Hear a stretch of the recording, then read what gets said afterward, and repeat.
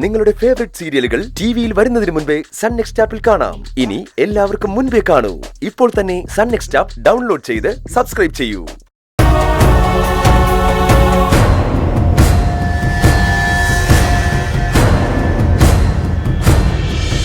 അക്കുച്ചേട്ടാ, lunch box എടുക്കാൻ മറന്നു.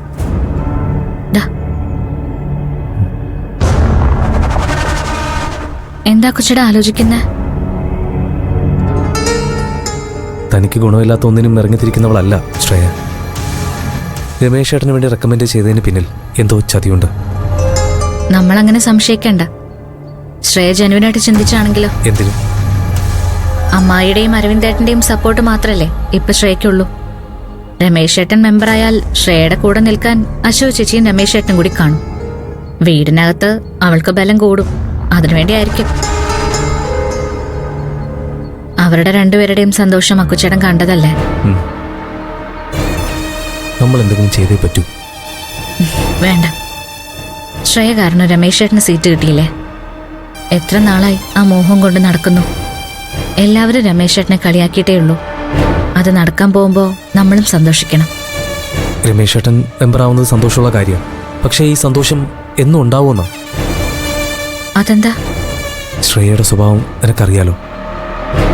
നമുക്കിപ്പോ കൂടുതലൊന്നും ചിന്തിക്കണ്ട. നോക്കാം.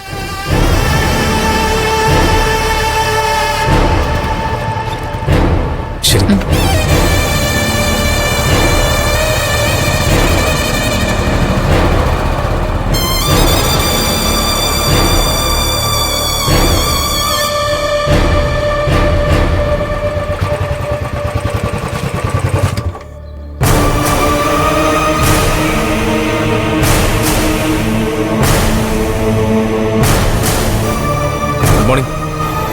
Good morning.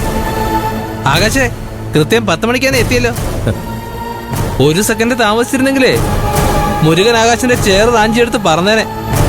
കണ്ടോ, മുരുകൻ അതിനുവേണ്ടിയുള്ള വെയിറ്റിംഗിലായിരുന്നു. രാജേന്ദ്ര സാറേ, രാവിലെ തന്നെ ആകാശ് സാറിന്റെ വായിരിക്കും എന്നെ കേൾപ്പിക്കല്ലേ. ആകാശ് സാറേ, ഞാൻ കസേര എടുക്കാൻ വേണ്ടി വന്നൊന്നുമല്ല, ഈ ഫയലൊന്ന് ഒതുക്കി വെക്കാൻ വേണ്ടി വന്നോ. Okay. Akash, good morning. Good morning. അല്ല, രാവിലെ തന്നെ മാഡത്തിന്റെ മടയിൽ പോയിരിക്കായിരുന്നോ? എന്താ കാര്യം? കൊല്ലാനോ വളർത്താനോ? ശ്രേയമാട് ആകാശിനോട് ഓഡിറ്റ് റിപ്പോർട്ട് കൊണ്ടു കൊടുക്കാൻ പറഞ്ഞു. ഇപ്പൊ തന്നെ കൊണ്ടു കൊടുത്തു. മടയിൽ ചെന്ന് പാത്ത് മേടിക്കണ്ട. എന്നാ ഇപ്പൊ തന്നെ കൊണ്ടു കൊടുത്തേക്കാം. മുരുക സാറേ, ഞാനേ ഓഡിറ്റ് റിപ്പോർട്ട് പ്രിന്റ് ഔട്ട് എടുത്തിട്ട് വരാം. മാഡം ചോദിച്ചാൽ പറഞ്ഞാൽ മതി. ശരി സാർ.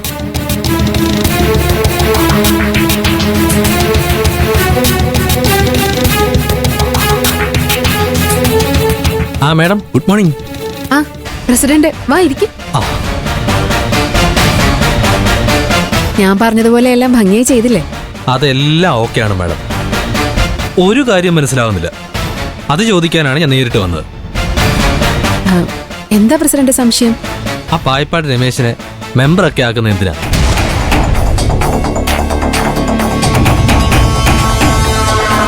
മാഡം വിളിച്ചു പറഞ്ഞതനുസരിച്ചാ ഞാൻ മാഷിന്റെ വീട്ടിൽ ചെന്ന് രമേശിനെ കണ്ട് കാര്യങ്ങളൊക്കെ പറഞ്ഞത്. എന്ത് കണ്ടിട്ടാ ആ രമേശിനെ മെമ്പറാക്കാൻ പറഞ്ഞത്? എന്താ മാഡം ചിരിക്കുന്നത്? രമേശിനെ രാഷ്ട്രീയത്തിന് കൊള്ളാതെ ഒരുത്തനാ. ഞങ്ങൾ തന്നെ അവരെ പോസ്റ്റ് ഒട്ടിക്കാനും ധർണയ്ക്കൊരു മൂലക്കിരുത്താനും ഒക്കെയാ കൊണ്ടു നടക്കുന്നത്. വെറും ഒരു അണിയായ ആ രമേശിനെയാണോ മെമ്പറാക്കാൻ പറഞ്ഞത്? ആര് പറഞ്ഞു രമേശിനെ മെമ്പർ ആക്കണോന്ന്? മാഡം, മനസ്സിലായില്ല. രമേശിനെ മെമ്പർ ആക്കണോന്ന് ഞാൻ പറഞ്ഞില്ല. അയാളോട് അങ്ങനെ പറഞ്ഞിട്ട് വരാനാണ് പറഞ്ഞത്. അപ്പോ വെറുതെ പറഞ്ഞതാണോ മാഡം?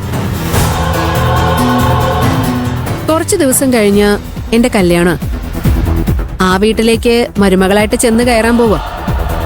അതിനെനിക്ക് ഒരു തടസ്സങ്ങളും ഉണ്ടാവാൻ പാടില്ല. അതിനവിടെ ചിലരുടെയൊക്കെ സപ്പോർട്ട് എനിക്ക് വേണം. മെമ്പറാവാൻ പോകുന്നുണ്ടെന്ന് വിചാരിച്ച് രമേശനും ഭാര്യയും എന്റെ കൂടെ ഉണ്ടാവണം. അതിനുള്ളൊരു ചെറിയ നുണയാണ് ഈ മെമ്പർ സ്ഥാനം.